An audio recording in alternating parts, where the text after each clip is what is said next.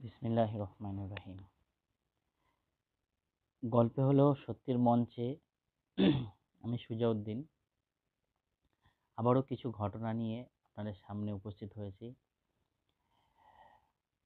সবার আগে আমার সমস্ত গল্প হলো সত্যের বন্ধুদের আমার অন্তর থেকে সকলের জন্য দোয়া রইল। বিশেষ করে আমার স্যার, চৈতিমা, এনাদের জন্য আমার অন্তর থেকে বিশেষ দোয়া রইল এবং তার সাথে সাথে সকলের মঙ্গল কামনা করে গল্পে হলো সত্যের মঞ্চে কিছু ঘটনা উপস্থাপনা করতে চলেছি। প্রথম যে ঘটনাটা সে ঘটনাটা হচ্ছে কিছুদিন আগে, এর আগের এপিসোডটা মেবি মনে হয় যতদূর সম্ভব, যে স্যার আংটি, পাথর এসব নিয়ে একটা আলোচনা করেছিলেন এবং সেখানে আমি বলেছিলাম যে আমারও এরকম একটা তিক্ত অভিজ্ঞতা আছে এই পাথর নিয়ে। তো সেই ঘটনাটাই বলি। তো আমার জ্যাঠা আমাকে একটা আংটি দেন, সেটা ছিল ক্যাটসাই পাথরটা। তো ন্যাচারাল সেই পাথরটা আমি আংটিটা পরি। তো কোনো কারণবশত আংটির পাথরটা ভেঙে যায়। মানে খেলতে গিয়ে আমি তো হাত লেগেছিল কোনো পাঁচিলে বা কোনো জায়গায় একটা লেগে গিয়ে সেটা ভেঙে গেছিল পাথরটা। তো সেটা আমি খেয়াল করিনি। তারপরের থেকে আমার সাথে কিছু অ্যাবনর্মালিটি শুরু হয়। কি অ্যাবনর্মালিটি? যে আমি মানে কি বলবো, একটু আনকমফোর্টেবল ফিল করছি, কিছু ভালো লাগছে না, এরকম কিছু একটা ব্যাপার। তারপর হচ্ছে গিয়ে রাত্রে মাঝে মাঝে স্বপ্ন দেখছি। এবারে এটা হতে হতে তারপরে দেখছি আমি লেক টাউন, আমার পিসির বাড়ি, তো পিসির বাড়ি গেছিলাম লেক টাউন, যেটা বড়াটি, এখন যেটা গ্রিন পার্ক নাম, তখন তো ওটা বেদিয়াপাড়া বলেছিল, এখন সেটা গ্রিন পার্ক হয়েছে নামটা, এবং ওটা অনেক ডেভেলপ করেছে জায়গাটা। তো লেক টাউন থেকে ফেরার পথে, না সরি ভুল বলছি, আমি যাওয়ার পথে আর কি, তখন আমি যাচ্ছি এদিক থেকে, মানে রাস্তার বাঁ দিক থেকে আমি যাচ্ছি, ডান দিক থেকে একটা বাইক আসছে। ওমা, হঠাৎ দেখি বাইকটা বাসের পিছনে, মানে পিছন থেকে একটা বাস আসলো, বাইকটাকে ধাক্কা মারলো এবং মানে লোকটা বাইক থেকে পড়লো, লম্বা হয়ে রাস্তার মধ্যে, মানে উপুড় হয়ে পড়লো, পুরো এইভাবে পড়লো, অন স্পট, ডেড, বেঁচে নেই, মারা গেছে। আমি তো মানে তা দেখে তো ভয় পেয়েছি এবং আম সাইকেল খুব আস্তে আস্তে, তখন মাধ্যমিক পাস করে সব 11 এ উঠেছি, সেই সময়কার ঘটনা বলছি। তো আমি তো পুরো অবাক হয়ে গেছি, কি হলো ব্যাপারটা? মানুষটা মানে বাসটা পিছন থেকে আসলো, আমি শুধু এইটুকু খেয়াল করলাম। তারপরে যতটা রানিংয়ে যতটা যে দেখেছি, আমি সাইকেল চালিয়ে যাচ্ছি, হঠাৎ ডান দিকে চোখ পড়লো, একটা বাস আসছে, একটা অটো, এই মানে বাইক চালিয়ে কেউ আসছে, ধাক্কা লাগলো, মারা গেল মানুষটা। তো ওটা গেল। আমি যাই হোক সেদিনে বাড়ি আসলাম। তো পরের দিন সকালে পুকুরে সাঁতার কাটতে গেছি, মানে স্নান করতে গেছি। তো সবাই পুকুরে সব, তখন তো পুকুর মানে একটা অন্যরকম পরিবেশ ছিল। সবাই পুকুরে আসবে, আম সান বাঁধানো পুকুর, অনুকূল ঠাকুর, চন্দ্র ঠাকুরের পুকুর আমাদের পাড়ায়। এখনো পুকুরটা নেই আর, ভরাট হয়ে গেছে। তো সেই সব কেন হয়েছে, কি বৃত্তান্ত, সেসবে যাচ্ছি না। এখন অনেক পুকুরই ভরাট হয়ে গেছে। তো পুকুরটা ভরাট হয়ে গেছে। কিন্তু পুকুরটা তখন ছিল। তো সেই সময় আমরা, পুকুরটা বেশ সান বাঁধানো পুকুর, বেশ পরিবেশটাও সুন্দর। আমরা পুকুরে গিয়ে বসতাম, সানের ওপর বসতাম। তারপর সান থেকে জাম্প করতাম পুকুরের মধ্যে। তো এরকম। তো ওরকমই আমরা সবাই গেছি, আরও ছোট ছোট ভাইয়েরা এসছে। তো আমার থেকে ওই, আমার ভাইটা মানে আমার পাড়ার ছেলে, দাদা দাদা বলে। তো আমার থেকে এজে ছোট, ও হয়তো 7-8 পড়ে, আমি 11 উঠেছি, এই একটা বয়সের ডিসটেন্স। তো দাদা দাদা বলে। তো ও সাঁতার শিখেছে, সাঁতার জানে, টুকটাক সাঁতার কাটে, মানে নতুন নতুন সাঁতার শিখেছে, সাঁতার কাটে। ও সানে কিছুটা সাঁতার কাটছে, আবার মানে সানের কাছেই আছে, সাঁতার কাটছে। আবার চলে আসছে, 5 ফুট ডিসটেন্সে যাচ্ছে আবার চলে আসছে, এরকম করছে। তো হঠাৎ আমাকে বলছে, "দাদা তুমি একটু সাপোর্ট করবে আমাকে? আমি তাহলে একটুখানি একটু মানে গভীর দিকে যাবো, একটু এগিয়ে যাবো, জলের একটু গভীরের দিকে যাবো।" আমি বললাম, "হ্যাঁ, অসুবিধা নেই, আমি যাবো তোর সাথে।" ও যখন ওরকম বলল, বলেও কি করলো, ও কিন্তু নরমালি আর সাঁতার কেটে যায়নি। ও কি করেছে, সান থেকে জাম্প করেছে। জাম্প করে ও অনেকটা একটু এগিয়ে গেছে। মানে 20 ফুট ডিসট্যান্স এগিয়ে গেছে। মানে ঘাটের থেকে 20 ফুট ডিসট্যান্স, এতটা এগিয়ে গেছে। ই ইন দিস মোমেন্ট ও কিছুটা সাঁতার কাটছে। হঠাৎ ও বলছে, "আমি ডুবে যাচ্ছি। আমি সাঁতার কাটতে পারছি না। আমি সাঁতার ভুলে গেছি।" আমি পিছনে দাঁড়িয়ে অবাক। এ কি রে! একটা ছেলে সাঁতার কাটতে, কাটতে সাঁতার কি করে ভুলে যায়? মানে তখন ফিউ সেকেন্ডের ব্রেইন যেটা কাজ করে, বা ব্রেইন আমার বলছে যে ওকে বাঁচাতে হবে। এনি হাউ এনি কস্ট ওকে বাঁচিয়ে নিয়ে আসতে হবে। তো আমি কি করেছি, ওকে সামনে দিয়ে, মানে ডুবে যাচ্ছে, আমি সামনে দিয়ে ওকে ধরেছি। ধরতে ও কি করেছে, ঘাপ করে আমাকে জড়িয়ে ধরেছে। ধরে গলাটা চিপে ধরেছে। এত জোরে গলা চেপে ধরেছে যে আমিও, মানে আমারও নিঃশ্বাস নিতে, বাট ও ডুবে যাচ্ছে, আমি ওর সাথে, সাথে ডুবছি। আমি তো দেখলাম যে না, এইভাবে তো মানে ও ডুবে যাবে, আমিও ডুবে যাবো। এভাবে করা যাবে না। ওর কাছ থেকে বাঁচতে হবে। তো আমি কি করেছি, ওর তলপেটে, মানে আমার গায়ে যত জোর ছিল তত জোরে ওর তলপেটে একটা ঘুষি মারি। ঘুষি মারতে ওর হয়তো লেগেছে। জলের মধ্যে তো উম উম কি হয়েছে, ঘুষিটা অতটা লেগেছে কিনা বলতে পারবো না। কিন্তু আমি খুব গায়ে যত জোর আছে ওই সময়ে আমি ওর তলপেট পেঁচিয়ে একটা ঘুষি দিই। ঘুষি মারতেই ও আমাকে ছেড়ে দেয়। ও যখন ছেড়ে দিয়েছে, আমি কি করেছি, ডুব দিয়ে ওর পায়ের তলার থেকে পিছনে চলে গেছি। মানে এরকম সামনাসামনি ছিলাম, ডুব দিয়েছি, দিয়ে ওর পিছনে চলে গেছি। গিয়ে কি করেছে, ওর চুলের মুঠি ধরেছি। ধরে ওকে মানে চাগিয়ে তুলেছি। তুলে ওকে এবার বলছি যে, "নড়বি না আর আমাকে ধরবি না। তাহলে কিন্তু তুইও ডুবে যাবি, আমিও ডুবে যাবো। না তো তোকে ডুবিয়ে মেরে দেবো। তুই যদি লাফালাফি করিস তোকে ছেড়ে দেবো।" এবার ও ভয় পেয়ে গেছে। ও চুপচাপ ছিল। আমি ওকে চাগিয়ে নিয়ে 20 ফুট ডিসট্যান্স আরকি আমি নিয়ে উম ওকে ঘাট থেকে তুলি, ওপরে তুলি। তো ও জল খেয়েছিল কিন্তু সেই পরিমাণে খায়নি। মানে সে মুভমেন্টের মধ্যেই আমি ওকে গিয়ে ধরে নিয়েছি আরকি। সেইটুকুর মধ্যে যেটা আমার সাথে ঘটে গেছে। তো এই পুরো ঘটনাটা আমার বাবা ঘর থেকে পুরোটাই দেখেছে যে এরকম ডুবে যাচ্ছে এই সেই। তো আমি রাত্রিবেলা মাকে বলছি, "মা জানো তো এরকম কালকে পিসির বাড়ি যেতে গিয়ে দেখলাম একজন হঠাৎ রাস্তায় অ্যাক্সিডেন্ট হয়ে মরে গেল। আজকে ওই ছেলেটা ডুবে যাচ্ছিল, আমিও ডুবে যাচ্ছিলাম।" আমার বাবা তখন এসে আমাকে বলছে, "তোর হাতে আংটিটা কে দিয়েছে?" আমি বললাম, "জ্যাঠা দিয়েছে।" তো বলে, "দেখি আংটিটা।" দেখলো, দেখে আমাকে বলছে, উম "আংটিটা তো ফাটা আছে। এই আংটিটা এক্ষুনি খুলে ফেল। আংটিটা পরলে তোর বিপদ হতেই থাকবে।" এবং সত্যি আংটি যে কদিন আমার হাতে ছিল, অনেক ধরনের, মানে ফেটে যাওয়ার পর থেকে, তার আগে ঠিক ছিল, সব ঠিকঠাক ছিল। ফেটে যাওয়ার পর থেকে আমার সাথে সব ভুলভাল জিনিস হতে শুরু করলো। তো তারপর থেকে ওই যে, মানে আংটি পরা ছেড়েছি, এখনো পর্যন্ত আংটি আমার হাতে আর ওঠেনি। আমাকে কেউ পরাতেও পারে না। এবং মাদুলিও কেউ পরাতে পারে না। আমি এইসবে মানে বিলিভ করি না বলব না, কিন্তু আমি পড়ি না। মানে হয়তো ভালো হয়, হয়তো খারাপ হয়, কিন্তু আমি এটা আর ব্যবহার করা বন্ধ করে দিই।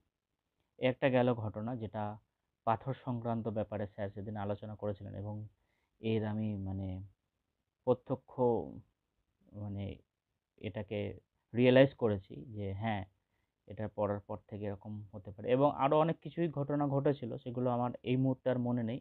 ছোট, ছোট কিছু ঘটনা। কিন্তু এই দুটো বড় ঘটনা আমার খুব ভালোভাবে মনে আছে। আজকের ডেট পর্যন্ত মনে আছে। হ্যাঁ, আরেকটা ঘটনা, সেটাও বলছি। মানে এই পাথরটা পড়ার পর থেকে। ট্রেনে করে আমি আম আ দমদম থেকে ট্রেনটা ছেড়েছে। ছাড়ার পরে কিছুটা এসে একটা জায়গায় অনেকক্ষণ স্টে করে।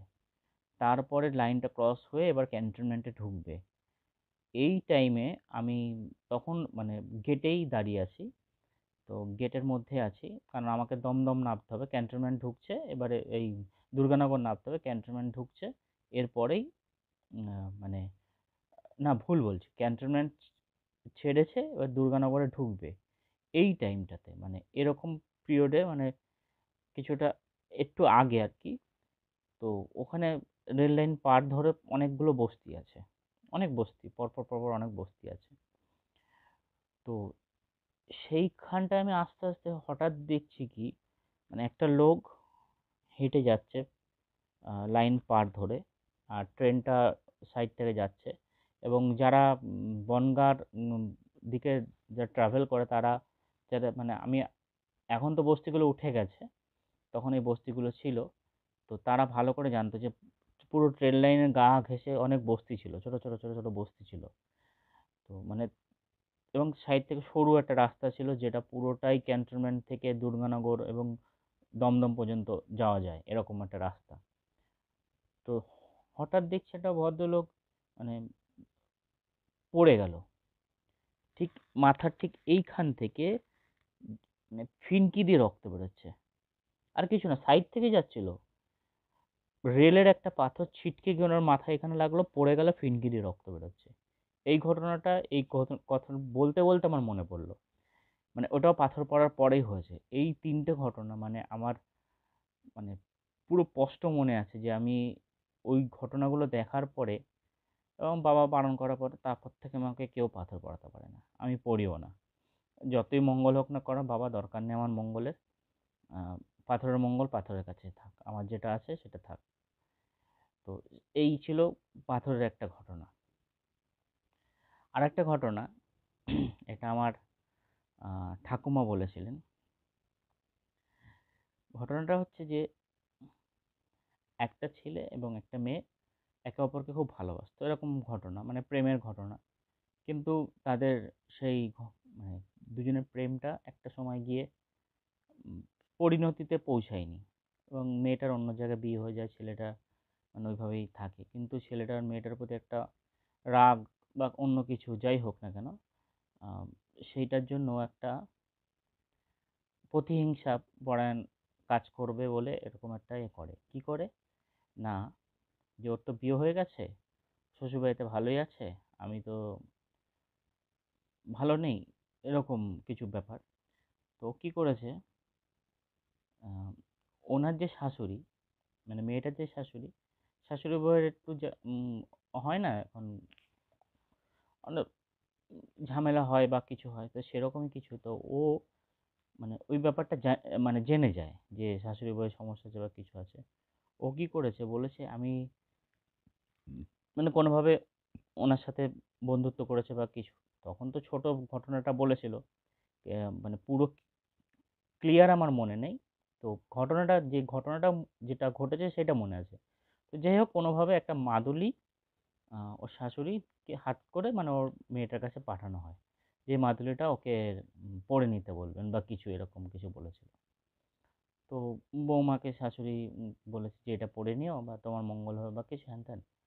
তো তখন মহিলা তো, ও বলছে না থাক, রাত্রিবেলা এখন এই মাদুলিটা দিয়েছে, একটা কোনো কিছু মাদুলি বা কোনো পাথর বা কোনো কিছু পড়লে একটা শুদ্ধ হওয়ার ব্যাপার থাকে, স্নান করে পড়ার ব্যাপার থাকে, শুদ্ধিকরণের ব্যাপার থাকে, এরকম অনেক কিছু ম্যাটার থাকে। তো ওই রকমই কিছু চিন্তা ভাবনা করে ও আর পড়েনি।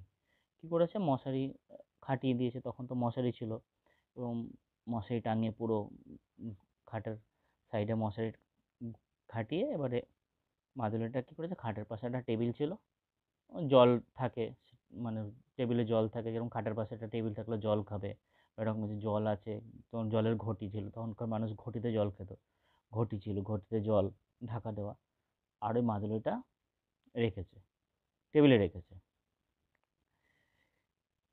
এইবারে কি হয়েছে, ও দেখে ঘুমিয়ে পড়েছে, ও ঘুমিয়েছে, ওর হাজবেন্ড বাচ্চা সবাই ঘুমিয়েছে।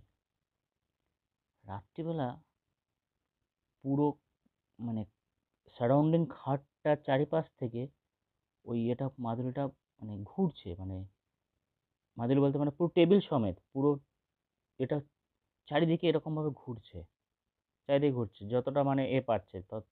কারণ খাট সাধারণত কি একটা কোণা ঘেঁষে হয়, পাঁচিলের একটা কোণা, তো ও দুটো সাইড পাচ্ছে, ওই দুটো সাইড এবার এরকমভাবে যাচ্ছে, এই কোণায় একবার যাচ্ছে, আবার ঘুরে এই কোণায় একবার যাচ্ছে, এই মানে ও আপ ডাউন করছে, আর খড় খড় খড় খড় খড়, যেমন খাট টেবিল তো নড়ছে, নড়তে নড়তে এরম নড়ছে, এরম নড়তে নড়তে যাচ্ছে, এদিকে একবার আওয়াজ হয়, নড়তে নড়তে যাচ্ছে, আবার ওদিক থেকে আসছে, ওরকম আওয়াজ হচ্ছে। ও না হঠাৎ উঠে পড়েছে, উঠে দেখছে যে টেবিলটা পুরো আপ মানে হাঁটছে, টেবিলটা হেঁটে হেঁটে যাচ্ছে, এদিক যাচ্ছে একবার, এদিকে যাচ্ছে। তো চিল্লিয়ে উঠেছে, ওর হাসব্যান্ড উঠেছে, তারপরে সঙ্গে সঙ্গে কী করেছে, ওর হাসব্যান্ড বেরিয়েছে, বেরিয়ে ওর মাকে ডেকেছে, সবাইকে ডেকেছে, ডেকে বলছে এটা কী হলো ব্যাপারটা, ঠিক আছে? তো বলছে যে মাদুলিটা তার করেনি, বলছে কে দিয়েছে মাদুলিটা, তো যাই হোক তার নাম ফাম বলেছে বা কিছু বলেছে, অতটা ডিটেলস মনে নেই। তো ওইটা আবার তখন কী করেছে, ওই মাদুলিটা নিয়ে আর একটা ওঝা বাড়ি যাওয়া হয়েছিল।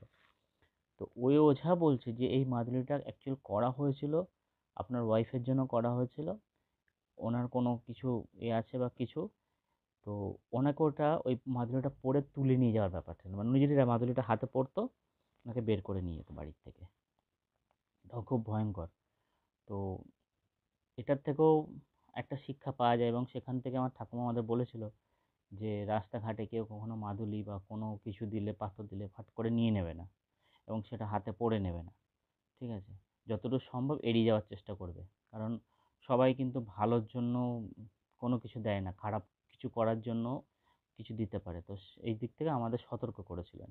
তো আমরা আমার ঠাকুমার কথা মানতাম, বাবারাও মানতেন, এবং আমি আগের এপিসোডে হয়তো বলেছিলাম যে আমার ঠাকুমা আম মানে খুব ছিলেন, মানে কি বলবে আরকি, জমিদারের মেয়ে ছিলেন, তো একটু জমিদারি ব্যাপার ছিল যে, মানে আমার বাবাকে আমি বয়স পর্যন্ত বকতে দেখেছি, জ্যাঠাকে বকতে দেখেছি এরকম। তো আমরা শুনতাম ঠাকুমার কথা। তো এই একটা ছিল, যেটা মাদুলির ঘটনা। তো এই পাথর আর মাদুলির এই কনসেপ্টটা অনেকের কাছে ক্লিয়ার নেই। ফাট করে কেউ কোনো পাথর দিল বা কিছু বলল বিলিভ করে নেয়, এবং নিজের প্রিয় মানুষকে বিলিভ করে না, তো বাবাকে বিলিভ করে বা কোনো ওঝাকে বিলিভ করে, এটা ঠিক নয়। সমস্ত কিছু বিচার বুদ্ধি দিয়ে বিবেচনা করেই করা উচিত, এবং খুব ভালো মানুষ তার ব্যাকগ্রাউন্ড জেনে নিয়েই এটা করা উচিত আমার মনে হয়। তা না হলে বিশাল বিপদের সম্মুখীন হতে হবে। এই একটা ঘটনা। আরেকটা ঘটনা, আ আমাদের তখন বাড়িতে গরু ছিল। গরু বলতে আ মানে আমাদের বাড়ির বর্ণনাটা আগেও দিয়েছিলাম যে চারিদিকে মাঝখানে একটা মাঠ, চারিদিকে ভাড়াটিয়ারা থাকতো, তো সেরকম। তো এবারে কি হয়েছে, তো আমাদের গোয়াল ঘরে একটা একটা ভদ্রলোক আসলো, মানে ভদ্রলোক বলতে সাধু বাবা টাইপের, ঠিক আছে? মাথায় ফেটি বাঁধা, গলায় একটা টাইপের পরে এসে আমার মাকে বলছে, "বেটি থোড়া পানি পিলাও।" তো মা রীতিমতো গ্লাসে করে জল দিচ্ছে, এবং তখন তো মানুষ মানে একটা ফকির বা কোনো সাধু বাবা আসলে মানে বিশাল ভক্তি করত। এখন নয় এগুলো ভন্ড বা কিছু আমরা হয়তো এড়িয়ে যাই, কিন্তু তখন এই ব্যাপারগুলো খুব ছিল। মানে আমি আমি নিজেও দেখেছি কোনো ভিখারি আসলে বা কেউ আসলে আমার মা বা ঠাকুমা বা পিসিদের দেখেছি খুব ভক্তি করে তাকে দেওয়া হতো, দিত। চাল ধরে দিত, আলু দিত, মানে ভক্তি করে দিত আরকি। তো সাধু বাবা মানে ভক্তিরই একটা ব্যাপার। তো সেই ভক্তি থেকেই মা কি করেছে, সাধু বাবাকে ওই জল দিয়েছে। উনি কি হলো, জলটা খেলো না। জলটা না খেয়ে স্ট্রেট চলে গেল আমাদের গোয়াল ঘরে। গোয়াল ঘরে গিয়ে ওই জলটা মানে কি করলো, ওরম হাতের মধ্যে নিল, নিয়ে ফু দিল, দিয়ে পুরো গোয়াল ঘরটা এরম করে ছিটিয়ে দিল। পুরো ছিটালো, পুরো চারিদিক ছিটিয়ে দিল। দিয়ে মাকে বলছে, "ঠিক হ্যায় বেটি, সব ঠিক হো যায়েগা।" বলে কিছুক্ষণ বসলো গোয়াল ঘরে। আমার মা ভাবলো হয়তো গরু-টরু আছে বা কিছু, তো এরা আশীর্বাদ করছে। এবং আমার ঠাকুমাও বলেছিল যে কোনো ভিখারি বা কিছু আসলে এদেরকে অত পাত্তা দেবে না বা কিছু। মানে সেরম, মানে এদের সাথে বাজে ব্যবহার করবে না, এসব বলেছিল। তো মা সেই হিসাবেই আর কিছু বলেনি। ওমা! তারপরে উনি চলে যাওয়ার পর থেকে হঠাৎ একটা গরু মারা গেল। কেন মারা গেল? না, বিষ খেয়েছে। মানে কেউ বিষ খাইয়ে দিয়েছে। ভালো কথা। ওটা নয় বিষ খেয়ে মারা গেছে, ঠিক আছে। তারপরের দিন আরেকটা গরুর মানে কিছু একটা দেখার মতো অবস্থা, মানে কিছু দেখে ফেললে যেটা হয়, ওরকম দেখেছে, দেখে সে দাপাদাপি করছে। মানে আমার গায়ের পশম পুরো হয়ে যাচ্ছে, মানে খাড়া হয়ে যাচ্ছে। দাপাদাপি করছে। ভয়ংকর দাপাদাপি করছে। ওর সাথে, সাথে আরো যারা, মানে গোয়ালে তো অনেক গরু ছিল। মানে বড় গোয়াল ঘর ছিল। মানে ১২ টার মতো গরু ছিল। তো সেই গরুগুলো সব দাপাদাপি করছে, বাছুর এরকম। তো রাত্রিবেলা উঠে সবাই দেখছে কি হয়েছে, কিছুই নেই। এবারে এরকম হতে, হতে ওমা তারপর আরেকদিন আরেকটা গরু অ্যাক্সিডেন্ট হলো, মারা গেল। আরেকটা গরু অ্যাক্সিডেন্ট হয়ে পা ভেঙে গেল। ২ টো গরু চুরি হয়ে গেল। মানে এরকম হতে চায়। মানে একের পর এক পশুগুলোর ওপর থেকে মানে যাচ্ছে। যেতে, যেতে গোয়াল পুরো শূন্য। এইবারে মানে গোয়াল শূন্য বলতে আর আর ৪ টে না ৫ টা গরু রয়েছে। মানে ১০ টা গরু যদি থাকে ৬ টা গরু মারা গেছে। আর ৪ টে গরু আছে। এরকম উম মানে তখন তো এক্সাক্ট আমার মনে নেই। কিন্তু আমি উদাহরণস্বরূপ বলছি। মানে বেশিরভাগ গরুই মারা গেছে। কিছু সংখ্যক আছে। ৪-৫ টা হয়তো আছে। তো আমার বাবার আর মা তখন বলল যে, "এটা কি হচ্ছে?" একের পর এক গরুগুলো মারা যাচ্ছে। ছাগল ছিল, ছাগল মারা যাচ্ছে। হাঁস, মুরগি সব মারা যাচ্ছে। তখন তো গ্রাম্য পরিবেশ ছিল। দুর্গানগর মানে এখন যে দুর্গানগর সেই দুর্গানগর ছিল না। তখন পুরো গ্রামের একটা পরিবেশ ছিল। তো সেখানে এরকম পশুগুলো মারা যাচ্ছে, এটা হচ্ছে কেন? এটা তো হওয়ার কারণ নয়। তো সেইটা নিয়ে চিন্তা করে আমার মা, বাবা মানে আমাদের একটা খুব ভালো মৌলবীর কাছে গেছিলেন এবং উনি তখন বলছেন যে, "তোমার মানে যে কেউ এসেছিল, এসে যে তোমাকে জল নিয়ে যেয়ে করে দিয়ে গেছিল, ও তোমার ওখানে একটা বাজে জিনকে রেখে দিয়ে গেছে, যে কিনা তোমার গরুগুলোকে মেরে ফেলছে।" তো বলছে ওনার অভিসন্ধিটা কি? বলছে ওরকমই। উনি কোনো কালো জাদু করে বা কালো কিছু জানে বা কোনো কিছু শিখ শিখছে, সেরকমই কোনো বাজে কিছু করে বেরিয়ে চলে গেছে। মানে অনেকে বান মারা শিখলে যেমন বান মারে, তো সেরকমই কিছু এরকম। তো এটা শিখছে যে উনি হয়তো জিন হাসিল করা শিখেছে, তো সেই জিনকে দিয়ে তোমার গরুগুলোকে নষ্ট করছে এবং আস্তে, আস্তে, আস্তে, আস্তে এটা তোমার মানে সন্তানদের দিকে আসতে থাকবে। এটা তো শুনে মায়ের খুব হয়ে গেছে। তো এবং এবং সেই ভদ্রলোক আমার বাবাকে বলেছিল, "তুমি কি দেখতে চাও? তোমরা কি দেখতে চাও কি জিনিসটা?" তো আমার বাবা বলেছেন, "হ্যাঁ, দেখব।" তো মা আর বাবাকে নাকি দেখিয়েছিল এবং বাবাও বলেছে মানে এত ভয়ংকর দেখতে, মানে দেখলেই ভয় লেগে যায়। মানে এতটাই ভয়ংকর। বলছে মুখটা এত বিচ্ছিরি, মানে দানবীয় চেহারা। ঠিক আছে? তো সেই জিনিসটা আস্তে, আস্তে মানে আমাদের আস্তে, আস্তে ইয়ে করার পরে মাদুলি-ফাদুলি করার পরে জল ছিটানোর পরে আস্তে, আস্তে খুব স্লোলি সেটা মানে আমাদের ওখান থেকে যায় এবং অনেক ক্ষতি হতে থাকে এবং লাস্ট আমার বাবাও হসপিটালাইজড হয় এই ঘটনার পরে এবং সেই ঘটনাটাও একটা মানে ওই ঘটনাটার পরপরেরই ঘটনা। মানে বাবা লাস্টে হসপিটালে ভর্তি হয়। অনেকদিন হসপিটালে ভর্তিও থাকে। তো এরকম মানে এখান থেকেও একটা শিক্ষা নেওয়া বা আমিও এখান থেকে শিক্ষা নিয়েছি বা নিই যে হুটপাট কোনো সাধু বা ফকির, দরবেশ কোনো বেশে হতে পারে সে ভালো।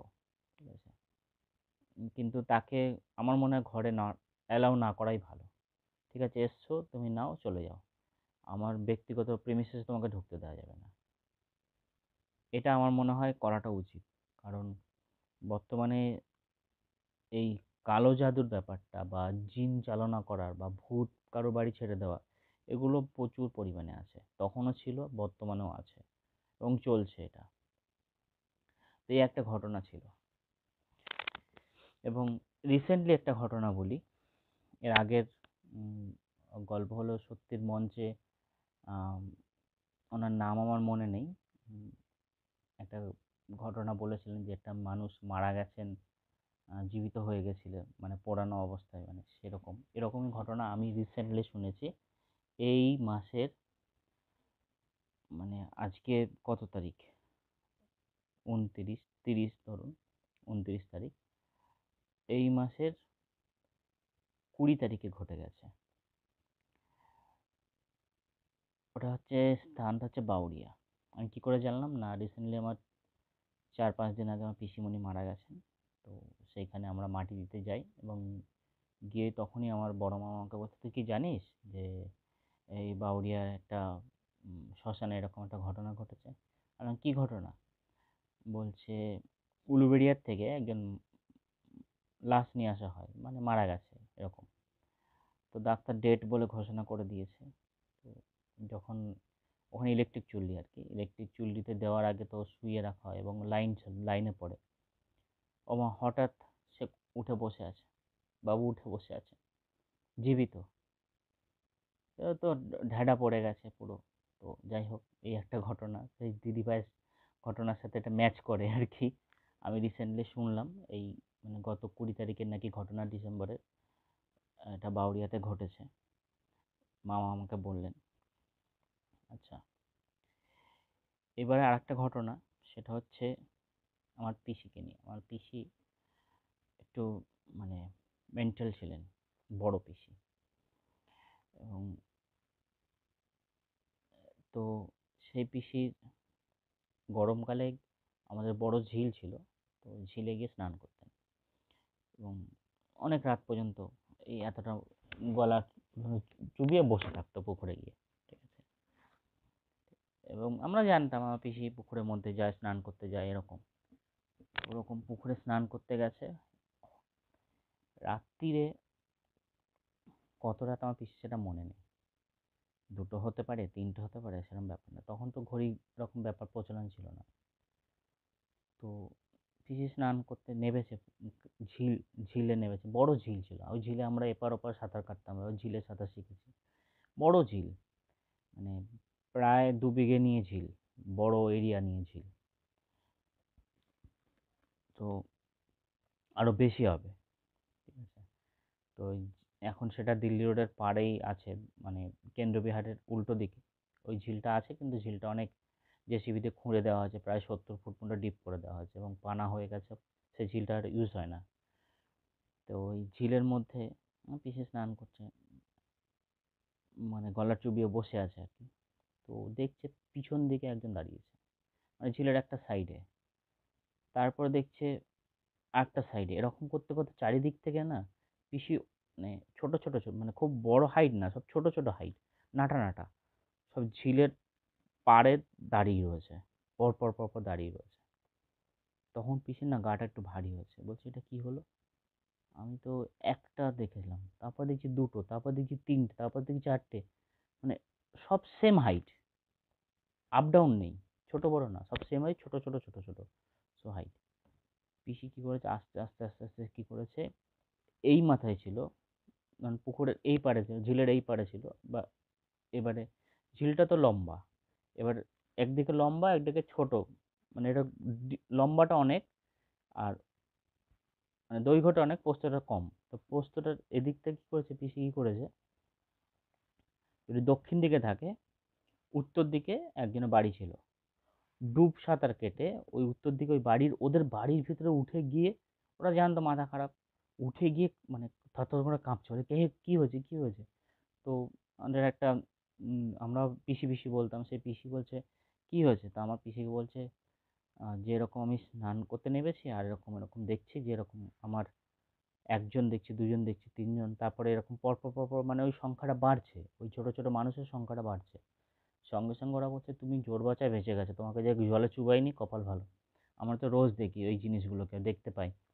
তো বলে যাই হোক, পিসি সেভাবে ওই দিক ঘুরে চলে আসে এবং ওই পিসি ভূত দেখেছিল, এবং ওটা কি ছিল জানি না, এবং খুব ভয়ঙ্করী একটা ব্যাপার।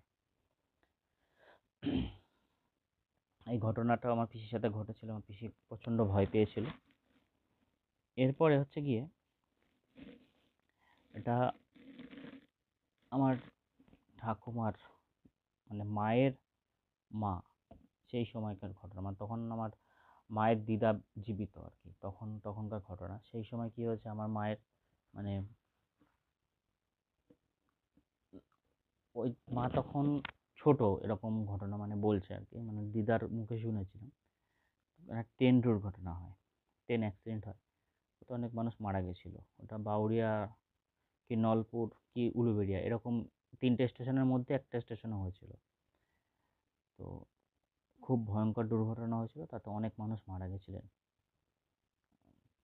স্টিল নাও নাকি আজকের ডেট পর্যন্ত অনেক রাত্রিরে ওই এরিয়াগুলো পার করা যায় না, মানে মানুষের শোনা যায়, ঘটনা শোনা যায়, মানে কেউ চিল্লাচ্ছে বাঁচাও, জল দাও, এরকম শুনতে পায়, অনেকেই শুনেছে যে যাচ্ছে হঠাৎ সে শুনতে পাচ্ছে না, মানে লাইন পার হচ্ছে বা অনেক রাতে হয়তো বাইক নিয়ে আসছে, আমাকে বাঁচাও, আমাকে জল দাও, আমার কষ্ট হচ্ছে, এরকম। এবং ওইখানটাতে এখনো পর্যন্ত মানে বছরে একবার হলেও অ্যাক্সিডেন্ট হবে এবং কেউ না কেউ মারা যাবে। ওটা বাউরিয়ার পরের স্টেশন চেঙ্গাইল, মানে যে ওইখানে উলুবেড়িয়ার একটা স্টেশন আগে, উলুবেড়িয়ার আগে ফুলেশ্বর, তার আগে চেঙ্গাইল, এই স্টেশনটাতে উলুবেড়িয়াতে আর ফুলেশ্বর এই পার্ট, বাউরিয়া টু এই পার্টে কেউ না কেউ মারা যাবেই, প্রত্যেক বছর একটা না একটা অ্যাক্সিডেন্ট হবেই ওখানে, মানে এটা বাঁধা ধরা। তো এই আর একটা ঘটনা, এটা আমরাও খুব সতর্কভাবে পার হতাম। এবার আর একটা মজার ঘটনা বলবো, সেই ঘটনাটা বলে আজকের এপিসোডটা শেষ করব। সেই ঘটনাটা হচ্ছে, একটা শাশুড়ির হার চুরি হয়েছিল, সোনার হার। তো সোনার হার মানে তো বুঝতেই পারছেন যে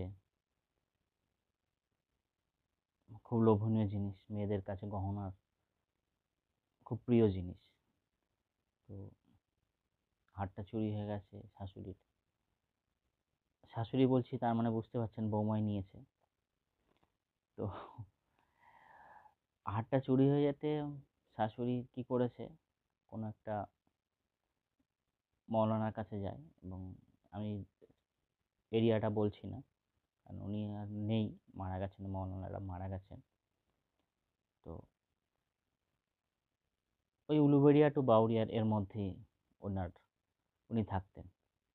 তো উনি হার চুরি হয়ে গেছে, ওনার কাছে গেছেন, গিয়ে বলছে যে বাবা এরকম আমার হার চুরি হয়ে গেছে, তো আমি, কে নিতে পারে? তখন উনি বলছে কে নিতে পারে আমি আপনাকে দেখিয়ে দিতে পারি, তো আপনি দেখতে চান? বলছে হ্যাঁ আমি দেখবো, আমি দেখতে চাই। তো বলছে দেখেন, কিন্তু পরে কিন্তু আমাকে বলতে পারবেন না যে কেন এরকম করলেন। বলছে না, আমার জিনিস চুরি হয়েছে, আমি করবো না, আমি দেখবো না আমার জিনিসটা কে নিয়েছে। বলছে ঠিক আছে। বলছে আপনি কিছু জিনিস দিয়েছিল, গিয়ে এগুলো এগুলো বাড়িতে গিয়ে করুন। তো বাড়িতে গিয়ে করেছে এই জিনিসগুলো। তারপরে কি হয়েছে, ওনার বৌমার মাথা খারাপ হয়ে গেছে, সবাইকে গিয়ে বলছে আমার শাশুড়ির হারটা আমি চুরি করেছি, আমার শাশুড়ির হার আমি চুরি চুরি চুরি করেছি, জনে জনে ডেকে ডেকে, এই শুনছো শুনছো, শোনো না, আমার শাশুড়ির হারটা আমি চুরি করেছি, আমি নিয়েছি। মানে যে যায় তাকেই ওটা বলছে। এবার এটা তো একটা বাড়ির সম্মান, প্রেস্টিজ, সেটা প্রেস্টিজ ইস্যু হয়ে যাচ্ছে চারিদিকে। তো তখন মানে গ্রামের সবাইরা গিয়ে ওনাকে বলল আপনি এমন কি করেছেন যে উনি, বউটা সবাইকে বলে বলে বেড়াচ্ছে আমি আমার শাশুড়ি হার নিয়েছি, হার নিয়েছি। এটা তো পারিবারিক একটা ব্যাপার, ইন্টারনাল ম্যাটার। এটা গহনা এমন একটা লোভের জিনিস, হয়তো ছিল, নিয়ে নিয়েছে, খুঁজছে, হয়তো পরে দিয়ে দিত। তো এটা আপনি এভাবে টেলিকাস্ট করে দিলেন সবার সামনে, বউটার একটা মান সম্মান চলে যাচ্ছে। তো এটা এক্ষুনি ঠিক করে দিন। তারপরে উনি আবার কিছু দিতে, আবার উনি ঠিক হয়ে গেছিলো, এবং মানে তারপর থেকে ওই ভদ্রলোক আর কাউকে যত কোনো কিছু চুরি হোক বা কিছু হোক, উনি আর এরকম কিছু করে দিতেন না যে চোর নিজে ব্যক্ত করতো। তো এই ঘটনাটাও একটা ঘটনা যেটা আমার দিদার মুখে শোনা, এবং আমি ওই ভদ্রলোককেও দেখেছিলাম। তো কোনো এক বিশেষ ব্যক্তির সমস্যা প্রায় হতো, তো সেই সমস্যার থেকে আমাকে মাঝে মাঝে ওনার কাছে যেতে হতো। তো এটা আমার জন্য না, সেই ব্যক্তিটির জন্য যেতে হতো। তো এই ছিল আমার ঘটনা আজকের মতো। আবার আরও ঘটনা আছে, সেটা পরে আরও সময় পেলে আপনাকে জানাবো।